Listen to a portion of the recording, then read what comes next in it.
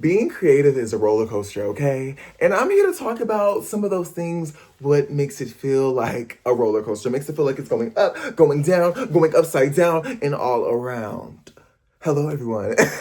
My name is Branson. I'm an actor, singer, dancer, songwriter, influencer, everything else in between. I don't know what I'm doing, but I just have to say all those things. So I'm someone who's very creative, very in the creative space, whether it's dancing, singing, acting, other creative things too. You know, I dibble and dabble in the drawing and arts. Am I the best at it? Not right now, not this moment, but that's okay. Maybe in the future I'll put more time and effort into it and I'll get better.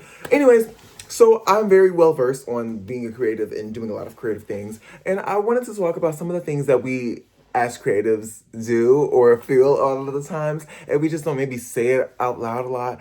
But here are some things. So the first thing that I was to talk about of why being creative feels so mentally draining is that your brain is always on. It feels like there's always this project, okay, the next project, okay, that. And it's always like, I don't know, you could get inspired by a random thing and then want to do it. Like maybe I could see some chapstick and I'm like, chapstick, grab it, abstract art, snatch it. What am I doing? I don't know. But it's just sometimes your brain can just wonder and it can be the littlest thing. It could just make it go, yes. And then you just can't think about anything else. You're like, that is tea. I need to make that a dance. Especially it happens to me a lot of times when I see people on Instagram or other social media apps and I see maybe a dance video. It just turns my dancing side on and I'm like, okay, wait, I need to make choreo to this and I need to do that, I need to do that. And it's when it happens a lot, it's also like, hold on, let me take a step back. Let me stop trying to make everything the next trend, okay? Because it is okay to just sit back and watch and consume it every now and then. It is, I don't always have to be like, oh wait, this could be a song. Especially when my friends do something or we talk about something relatable, I'm always like, I can make this a video. I can make a talking video about this. And I'm like, okay, not everything has to be so expandable. So that's one thing that as a creative, I feel like, yeah, your ideas kind of never stop. It just feels like a constant thing of, okay, here, and then when you're on to the next, you're on to the next. And yeah, so that's one thing that I would say. The next thing is that the next thing why I feel that it's so mentally draining is because you care a lot. And what I mean by that is, oh my gosh. For example, for me, for example, when I'm making songs, when I go on and find go on YouTube and I find a beat or an instrumental, I'm like, okay, this is good. And then I'm like doing all these things and maybe I'm like, this is so T and I could show it to a friend and they could be like, this is not really all that. And I'm like, what? What do you mean? Like this deserves a Grammy right now. Like this entire discography deserves a Grammy. And they're like, I mean, yeah, cool. And even not even just that, but because I actually do send it to a friend, one of my songs, and he actually gives me really good critiques. He's like, girl, the reverb is horrible, or this is good, or you can really try this, or how about a different melody? He should be a music producer.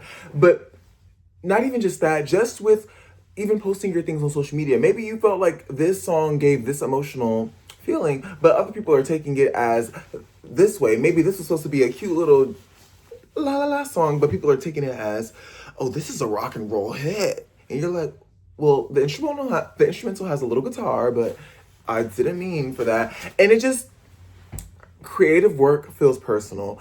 Even even though we can try to say, I'm just creative or I'm just doing this, it can feel very personal when it's not perceived as much as you when it's not perceived in the way that you want it to be perceived.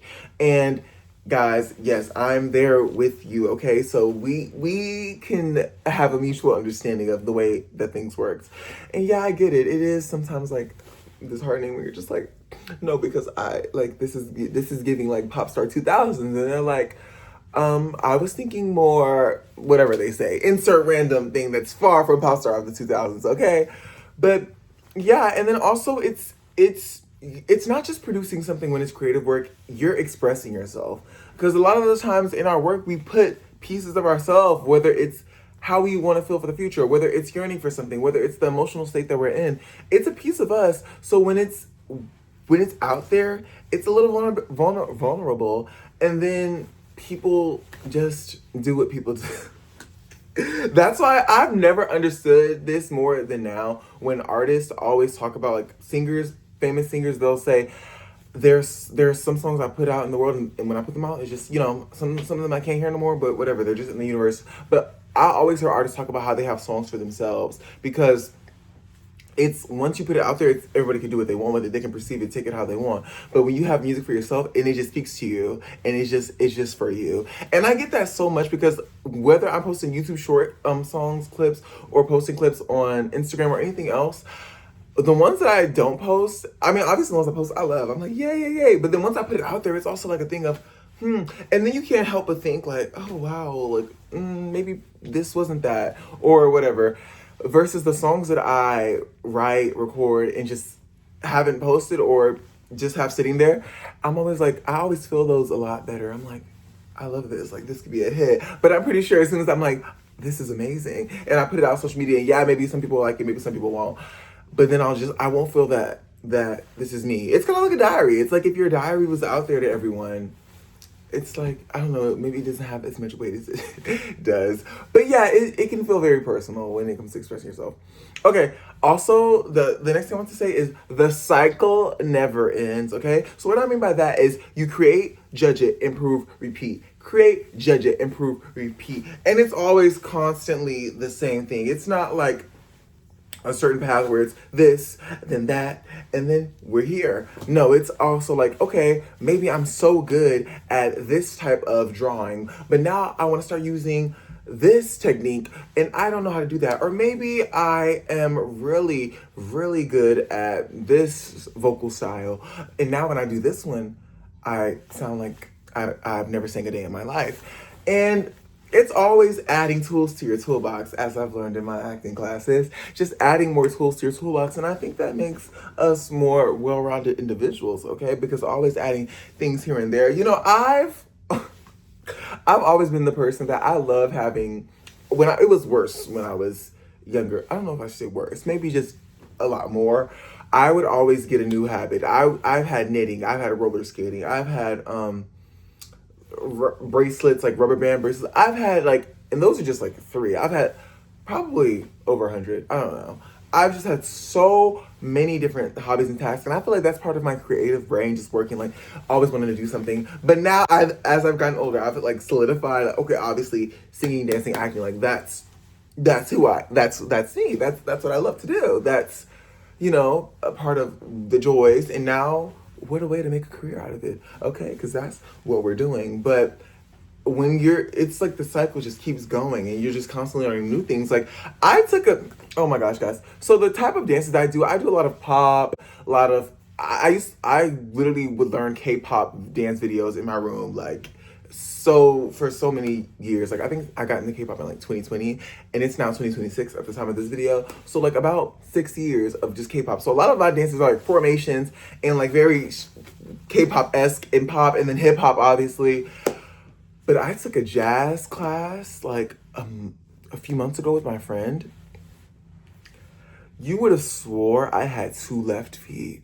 It was crazy. That really gags me. I'm not gonna lie, guys, because I'm someone that can pick up rhythm like kind of easily. Not like, you know, like all the best, but when it comes to rhythm and things like that, but jazz was so different from me. Like, it looked like I had 2 left feet. I was hands down probably the worst one in that class.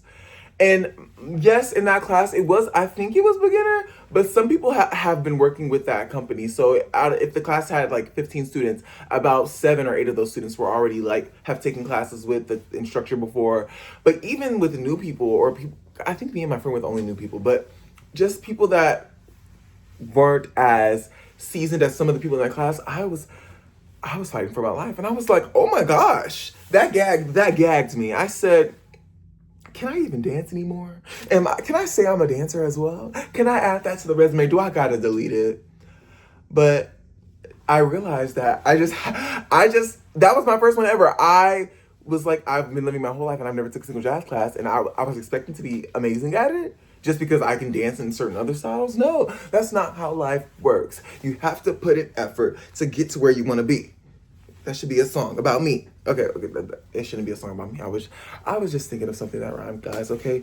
Anyways, Yeah, so that's just a real world example of something that happened. Yeah, taking a jazz dance class. It was actually very fun. It was soothing when I was actually getting the steps, but y'all, it was a lot of turning, a lot of, I've learned a jazz square before, but it was a lot in a good way. Like, it made me want to go to more classes and perfect it. I actually haven't been back though. Look, me and my friend, we actually texted today about going to a hip hop dance class, but I need to actually go back. I think it was fun. Not even just to do jazz because I want to show it off on a resume or something.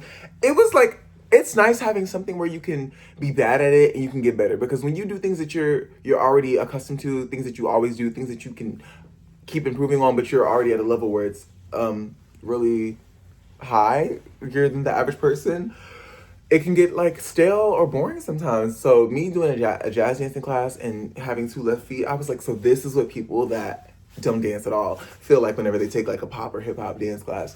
Got it. Okay, more grace. It makes you have more grace.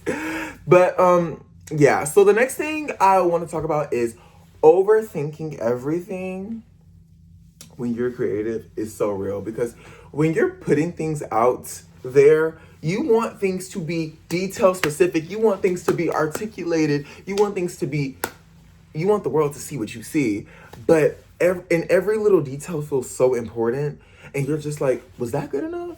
Was this tea?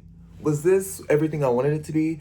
And sometimes it may not be, and that is okay. And what I've learned recently is to just put things out in the universe and stop trying to be perfect. Stop. This is for you that needs to hear it. I don't know about you. Maybe not you. Wait, hold on. Move a little. Can you move your head over a little bit? Yes. You. Stop trying to get everything perfect, okay? Okay, you can come back now. Yeah, as creative people, we love to say, oh no, I'm gonna post this when this is good, or I'm gonna start this thing when I'm done with this thing, or this has to be like this before I can do that. And it's like, no, nobody gets anywhere like that. Think about all the greats that are great right now. They had prototypes, they had failures, they had, whether it's business people, failed startups, whether it's fitness people, they've had failed diets. It's so draining to think of this has to be perfect before I can do this, or I move on, because then you're gonna stay in the same spot always. And believe me, because I was there. I was there for so long. I was putting off doing more things to better my acting career, whether it had been classics or headshots or other things. I'm like, well, I have to do this, I have to do that, and it's like, well, just start. And then I started, and I got set my pages up. And I've done a few jobs since then, and I'm just like, wow. And mind you, it hasn't even been a year. And I'm just like, oh my gosh, this is amazing. I'm glad that I started when I didn't feel ready. And now I feel more ready because I'm doing the thing, still submitting. I actually have to film an audition today after this. I'm going to stop saying that, because after most videos, I'm like, I have to film an audition. You guys know at this point, I have to film auditions, okay? What can I say? What can I say? Just one day, you guys are going to see me on the TV. Okay. Well, I don't know about T. Well, actually, yeah, because you have streaming. I was gonna say I didn't know if it was gonna be cable, or streaming service, or commercial, or all of the above. Hello, or a music video. Yes, coming soon, maybe. Okay, let me not put that. Okay, wait. Let me slow down. Anyways, but yeah, just feeling like everything has to be perfect, and we're always thinking, could I have done better? And maybe you could have, but it's okay. If what you put out is fine. It's okay. It's okay. Put it out there, and then at least people can see that progress, because then you don't want to put something out there that you think is perfect, and then it may not be perfect, and now you're just discouraged from everything. But if you put something out there and you're like, okay, it may have a few imperfections, but I know and I can work on it, and people can see that growth, they're much more susceptible to you. Susceptible? Is that the word? Acceptable? Whatever the word is. They're much more willing to work with you if they see that, okay, you're growing. Like, I see this, because even me, when I see people on social media that are starting, I'm like, okay, period. Like, I love seeing people who barely know what they're doing on social media just start, because I know it takes a lot of courage to do that. It takes a lot of courage to just start. It does. To just get up. Even me with the YouTube videos. I'm on I think this is day 51 of me posting. If you don't know, I post YouTube videos every day. And I didn't feel ready. Like 50 days ago, I was just like, you know what, stop. And I was listening to podcasts, I was listening to self-help books, and I was listening to even YouTubers that are doing it, and they were just all like, start, you're never ready. And what did I do? Started. And now I'm here posting YouTube videos for you guys, documenting my life. So yeah, just do it, okay? Anyways, that's basically it for this video. I just want to make a video saying, why being creative is mentally draining sometimes. But let me know if you guys like this video. Also, let me know if you guys want to see more content like this, or what else y'all want to see. Watch my YouTube shorts, please, because I post singing videos, dancing videos, skits over there, musical things. So yeah, love you guys so much, and bye.